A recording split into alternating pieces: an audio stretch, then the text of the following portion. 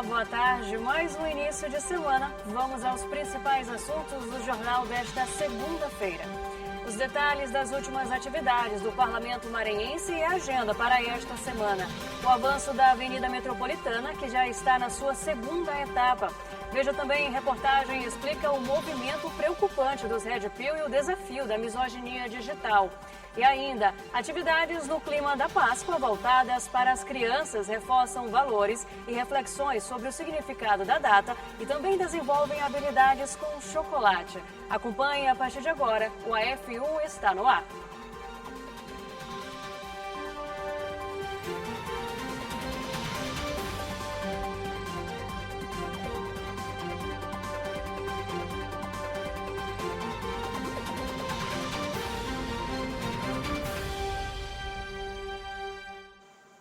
Durante a última semana, os membros do Parlamento Maranhense realizaram várias ações importantes, como mais de 30 matérias analisadas e a apresentação de requerimento para a instalação de uma CPI para investigar um suposto esquema de lavagem de dinheiro. Na segunda-feira, o deputado Davi Brandão participou da inauguração da Praça dos Açores, situada na Praia Grande, em São Luís. A cerimônia contou com a presença do governador Carlos Brandão e de outras autoridades e convidados. Na terça-feira, os deputados da Comissão de Constituição e Justiça analisaram mais de 30 matérias. Participaram do encontro o presidente da CCJ, o deputado Neto Evangelista, além dos parlamentares João Batista II, Ricardo Arruda, Florencio Neto, Arnaldo Melo e Adelmo Soares. Na quarta-feira, o deputado Dr. Iglesio leu o requerimento que solicita a instalação de uma comissão parlamentar de inquérito, uma CPI, na Assembleia Legislativa do Maranhão, para investigar suspeitas de envolvimento do vice-governador do estado, Felipe Camarão, em um suposto esquema de lavagem de dinheiro e crimes contra a administração pública. Na ordem do dia da sessão plenária de quinta-feira, os deputados aprovaram um projeto de lei de autoria da presidente Iracema Vale, que institui o Observatório Maranhense do Feminicídio e das tentativas de feminicídio. Durante a semana, o deputado J. Pinto voltou a compor a bancada de parlamentares da Assembleia. Ele assume a cadeira no lugar do deputado Júnior Cascaria, que pediu licença temporária do cargo para tratamento de saúde. Na quinta-feira, aconteceu sessão solene para homenagear o tabelião de protesto do 6º Tabelionato de Protesto de Curitiba, o senhor Rogério Portugal Bacelar. Ele foi agraciado com a medalha Manuel Beckmann por meio de proposição do deputado estadual Arnaldo Melo. Na sexta-feira, aconteceu na Assembleia Legislativa sessão solene para homenagear os 104 anos do partido PCdoB. A solenidade foi proposta pelos deputados Júlio Mendonça, Ricardo Rios e Rodrigo Lago. Continuo falando sobre as atividades do Poder Legislativo. Agora vamos ao vivo falar com a repórter Milena Dutra, que traz a agenda semanal. Boa tarde, Milena. O que está previsto para acontecer no Parlamento nesta nova semana? Olá, boa tarde, Stephanie. Boa tarde a todos que nos acompanham pela TV Assembleia. Nós vimos aí na matéria uma semana bastante produtiva aqui na Assembleia Legislativa, com sessões solenes acontecendo, reuniões das comissões parlamentares e as sessões ordinárias. Nesta semana, por conta do feriadão de Páscoa, teremos uma semana reduzida, mas com trabalhos aqui no plenário. Amanhã já tem a primeira sessão ordinária da semana, a partir das 9h30 da manhã, com transmissão ao vivo aqui pela TV Assembleia. Amanhã também tudo indica que vai haver reunião da CCJ, da Comissão de Constituição e Justiça. E a gente segue acompanhando tudo aqui direto do plenário, trazendo para você nossos telejornais, também pela Rádio Assembleia e pelos nossos outros canais de comunicação, as atividades aqui da Assembleia Legislativa. Já reforço e convido amanhã, a partir das 9h30, em horário regimental, transmissão da primeira sessão ordinária desta semana. É isso, Stephanie, volto com você. Obrigada, Milena. Com recursos do governo federal, foi concluída a segunda etapa da Avenida Metropolitana. A nova via liga o conjunto São Raimundo ao retorno da Universidade Estadual do Maranhão. A segunda etapa da Avenida Metropolitana foi inaugurada pelo governador Carlos Brandão no Parque Independência, com a participação de lideranças comunitárias da região e autoridades públicas do estado. O novo corredor vai ampliar a circulação, melhorar a fluidez do trânsito e criar alternativas de deslocamento na região metropolitana de São Luís. Ali em frente, o contorno da UEMA, nós estamos abrindo ali, são 4 quilômetros, vai sair na estrada de São José de Ribamar. Continuando a Avenida Metropolitana, ali no Rio Paciência. Na estrada de São José de Ribamar, a gente está abrindo uma outra frente para sair na estrada da Maioba. E da estrada da Maioba a gente vai até o Beira Rio, que vai encontrar com a outra duplicação, tudo isso é metropolitana, viu, gente? Vai encontrar com a outra duplicação que sai lá do Alphaville até o posto Maracajá de São José de Ribamar. Nós estamos fazendo aqui, gente, da maior obra de mobilidade urbana do Maranhão. A obra possui 4,36 quilômetros de extensão, passa pela BR-135 e liga o conjunto São Raimundo ao retorno da UEMA, sendo assim um importante eixo de integração urbana. A avenida foi projetada com 6 pistas de rolamento, ciclovia, calçadas acessíveis, canteiro central estruturado e iluminação pública moderna para garantir mais segurança no trânsito. Mas essa aqui fica na história. Fica na história porque teve muito tempo de planejamento, conversas, diálogos com o governo federal, com vários órgãos competentes, para a gente transformar esse sonho em realidade. Então, muito feliz de entregar essa obra para a população de toda a Grandita. O novo corredor viário, construído também com recursos do governo Lula, vai facilitar a mobilidade de moradores de 28 bairros da região metropolitana, com a redução de tempo de deslocamento de veículos e pedestres. Vai ser muito bom essa avenida, maravilha mesmo, ficou ótimo. E vai facilitar muito, né, para quem pedala, para quem faz caminhada, correr, para quem corre. Muito bom mesmo, o governo está de parabéns. Essa obra do governo Brandão vai fluir o trânsito, consequentemente as pessoas vão passar menos tempo no trânsito e mais tempo em casa, indo para o seu trabalho, aí de volta. Então é um impacto urbano, mas acima de tudo, um impacto social. É uma das maiores obras já realizada em São Luís, essa avenida metropolitana que vem desafogar a nossa região. E está de parabéns, governador, e muito obrigado.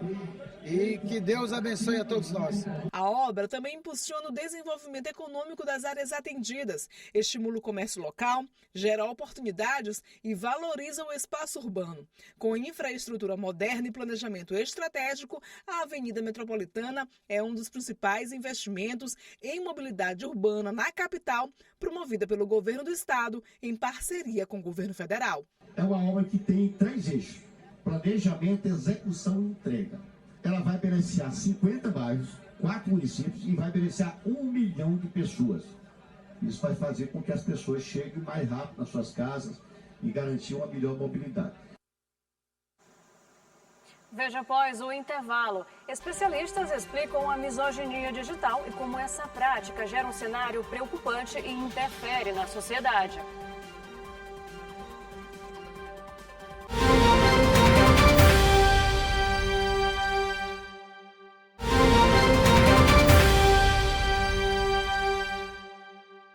Estamos de volta. O Poder Legislativo vai além de criar leis. Também atua na investigação de casos e cenários que afetam o bom funcionamento da sociedade. Esse processo é feito por meio de uma comissão parlamentar de inquérito.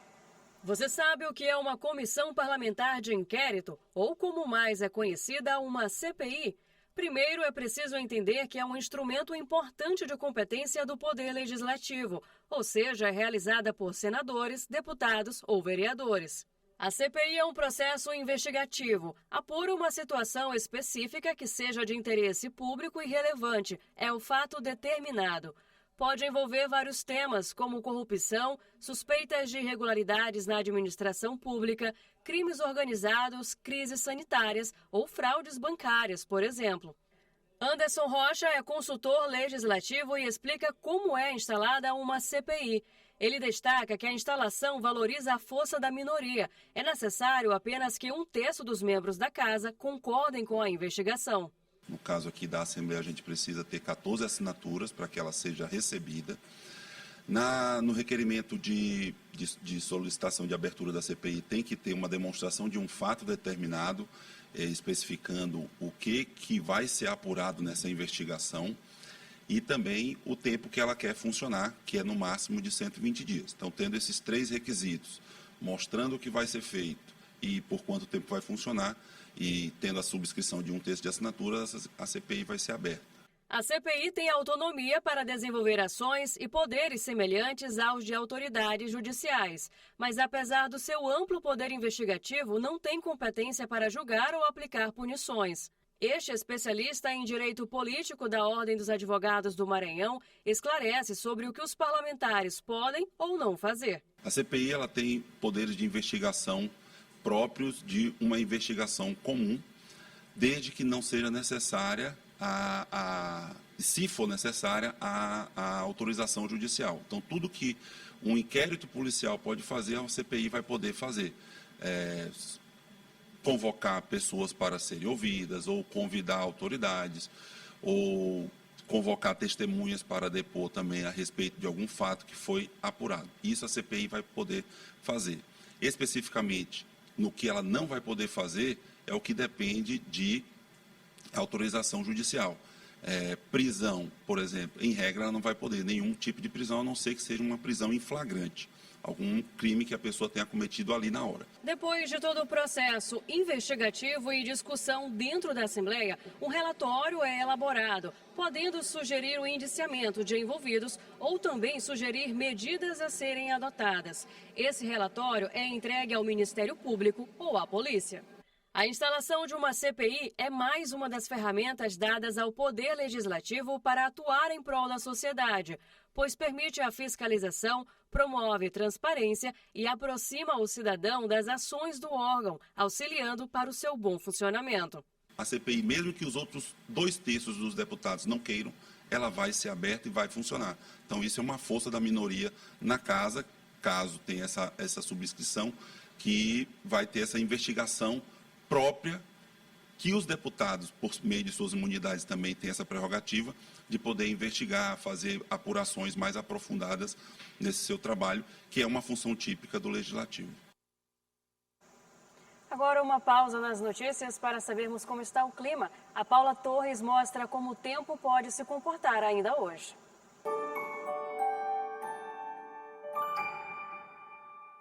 Oi, muito boa tarde para você e para todo mundo que está com a gente aqui no F1.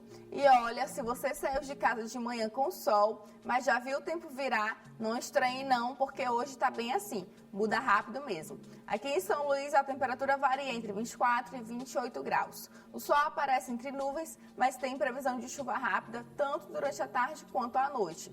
Agora a gente segue para o litoral do estado, lá em Luiz Domingues, e por lá o tempo não está muito diferente da capital, não. Temperaturas entre 24 e 28 graus, com sol, aumento de nuvens e aquelas pancadas passageiras que vêm e vão. Agora a gente vai para o interior, na região do Médio Mearim, em Trizidela do Vale. Por lá faz mais calor, mínimas 23 e máxima chegando aos 30 graus. Mas mesmo com esse calor, a chuva também aparece ao longo do dia, viu? E à noite o céu continua mais carregado. Então a dica continua sendo aquela bem prática. Viu o céu escurecer? Já se prepara porque pode chover a qualquer momento. Então é isso, uma ótima tarde para você.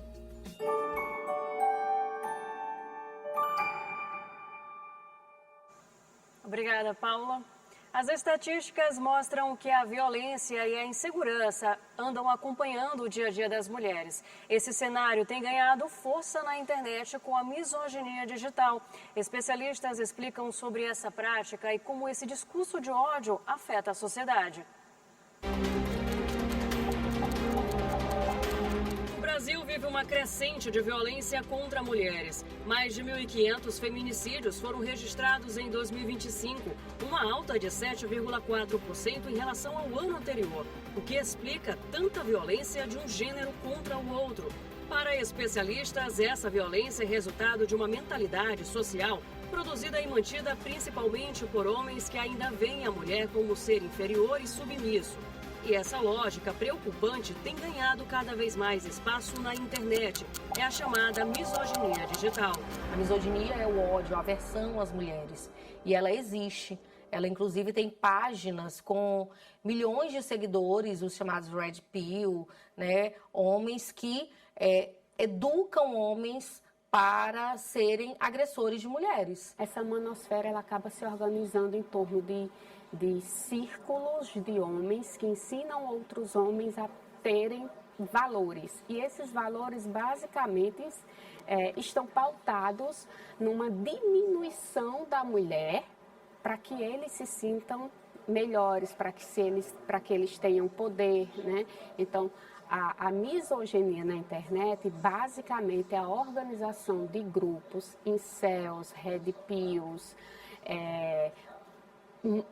pessoal que se juntam em torno de uma espécie de manosfera para diminuir a mulher, para dizer que ela não tem valor e, portanto, ela deve ser submissa, ela não pode ter uma carreira, senão ela vai ser carreirista, então ela tem que estar dedicada ao lar, tem que estar dedicada a ser o lugar da reprodução que apoia o modo de produção do homem. O chamado movimento Red Pill surge na internet como uma referência ao filme Matrix, ao representar a ideia de despertar para a realidade. O termo aparece nos anos 2000 e hoje se multiplica nas redes sociais, principalmente por meio de influenciadores. O movimento traz visões sobre as relações entre homens e mulheres e sobre o comportamento masculino, o que tem gerado críticas e alertas. O discurso de ódio contra as mulheres e a grande preocupação do gênero masculino em se sobressair do feminino é uma triste condição milenar. Somente nas últimas décadas que o patriarcado e o machismo vêm perdendo força e as mulheres conseguem ter mais liberdade para viver.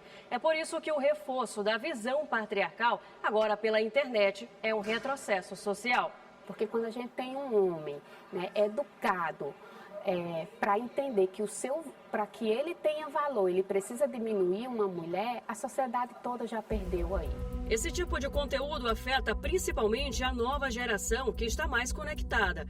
A psicóloga explica como isso interfere na formação de caráter e comportamento de adolescentes e jovens. Quando entra esse tipo de conteúdo na vida deles, o que interfere? Interfere colocar as relações sociais dentro de uma bolha. Como assim? Entender que o homem, ele tem aquela visão de mundo e a mulher tem que ter essa visão de mundo e um tem que ser maior que o outro. Um sempre vai estar acima do outro. Os números de denúncias de misoginia na internet cresceram 224% de 2024 para 2025. Em março deste ano, um levantamento do Laboratório de Estudos de Internet e Redes Sociais da Universidade Federal do Rio de Janeiro identificou 123 canais brasileiros que disseminam ódio contra mulheres no YouTube. Juntos, eles somam mais de 23 milhões de seguidores. Uma trend na internet virou alvo de inquérito policial. Nela, homens simulam pedidos de namoro ou casamento e, diante de uma possível rejeição, reagem com agressividade. A incitação à violência contra mulheres e o discurso de ódio estão sendo investigados pela Polícia Federal. E tem uma pesquisa recente onde indica que a maioria de quem pratica violência contra as mulheres jovens, aí a gente está falando de adolescente, ainda não de adultas, né?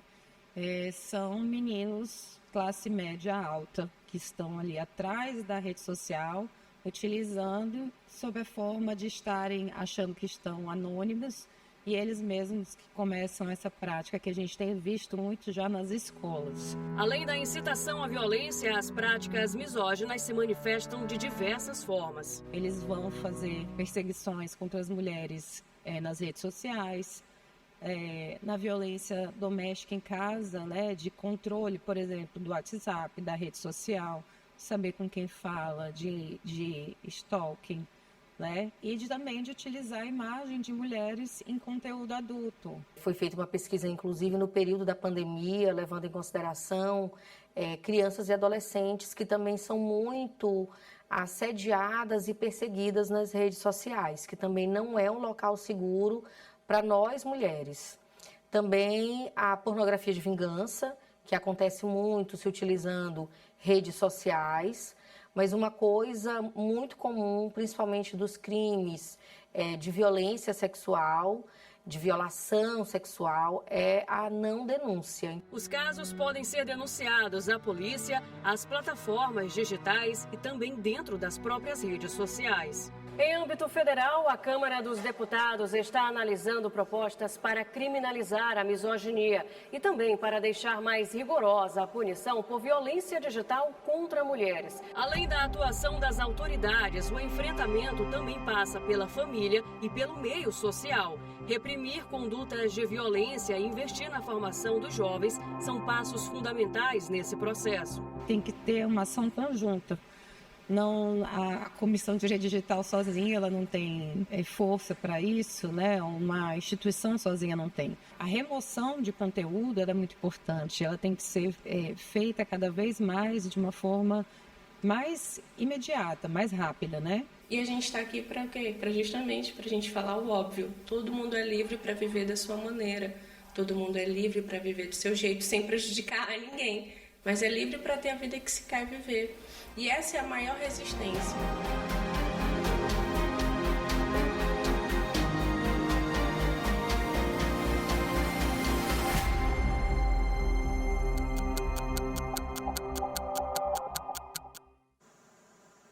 Veja no próximo bloco, crianças celebram a Páscoa construindo valores e desenvolvendo habilidades. O AF1 volta em instantes.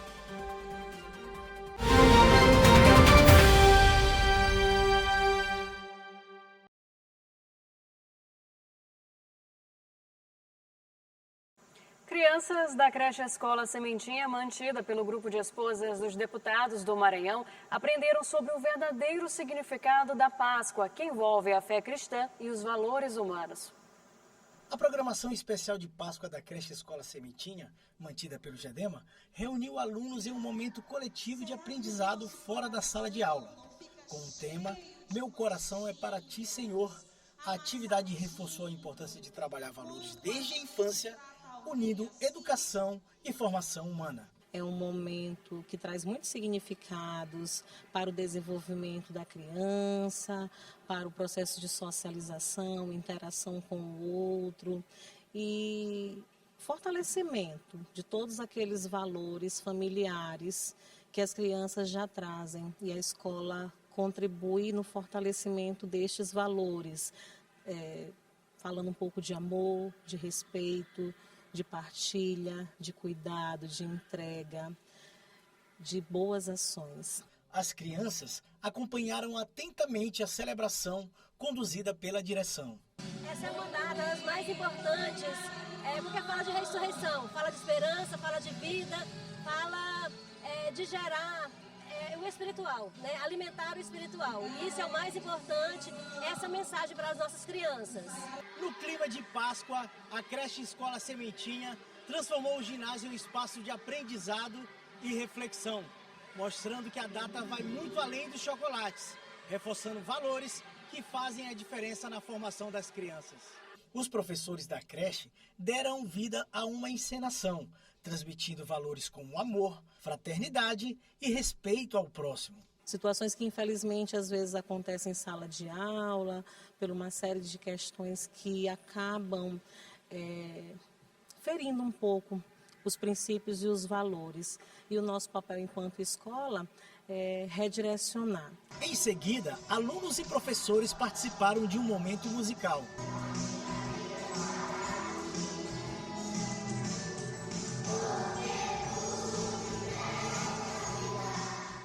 No momento final, a celebração ganhou um tom ainda mais simbólico, quando os alunos participaram de um gesto de entrega e espiritualidade, que definiu para eles o verdadeiro sentido da Páscoa. Páscoa é principalmente a ressurreição de Jesus, quando ele ressuscitou na terra. Aí esse dia a gente fala como se fosse uma forma de gratidão e de respeito por ele. O tema da Páscoa que eu tô na festa é sobre de um coelho, que todas as coisas que na terra foi do nosso Salvador que criou e morreu na cruz para nos salvar.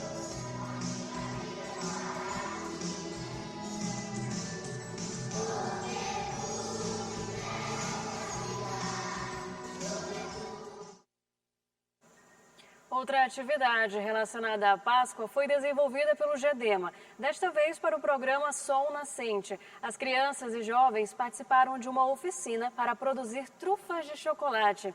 A atividade é realizada também como um incentivo ao empreendedorismo.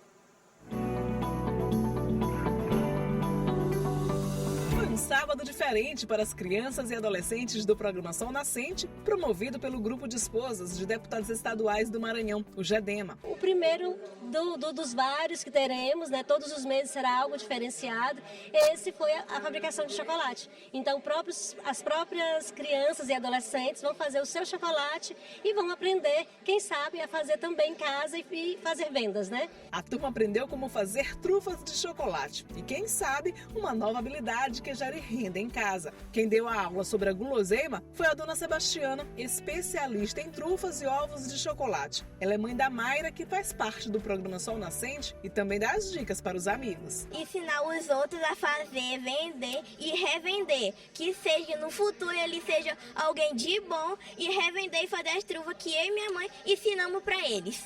É a primeira vez que eu participo, né, de um evento assim, então para mim é uma honra passar para as crianças o que eu sei. Eu já aprendi, né, que eu já trabalho há bastante tempo nesse ramo, eu trabalho com revendas de trufas, ajudo outras famílias e também incremento a minha renda. A oficina de trufas faz parte das atividades do projeto de incentivo ao empreendedorismo. Em todo o último sábado de cada mês, a garotada que faz parte do programa Sol Nascente vai ter oficinas com temáticas diferentes. Este foi o primeiro fim de semana voltado para a Páscoa. Nós estamos aqui nessa tarde maravilhosa, compartilhando experiências, as crianças estão adorando passar por esse momento de aprendizado, para também, a partir daí, gerar as possibilidades de se tornarem empreendedores, fazerem suas próprias trufas, ou para consumo próprio, ou também para vender, ou presentear pessoas. Afinal de contas, a data está chegando e a gente sempre quer dar um mimo para alguém. Juan ficou de olho no passo a passo da receita. Já aprendeu a fazer as trufas e, quem sabe, ser um jovem empreendedor, vendendo o que quase todo mundo gosta, chocolate. Eu nunca tinha feito assim, mas é uma experiência muito boa que a gente vai aprendendo, vai também, se quiser trabalhar na área, né, é uma coisa muito boa, entendeu? Ao final, com os doces prontinhos, a garotada teve um momento especial com a troca amigável das trufas.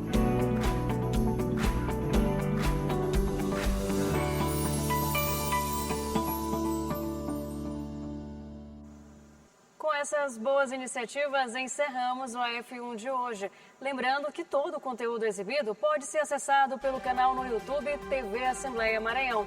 Excelente início de semana. Boa tarde.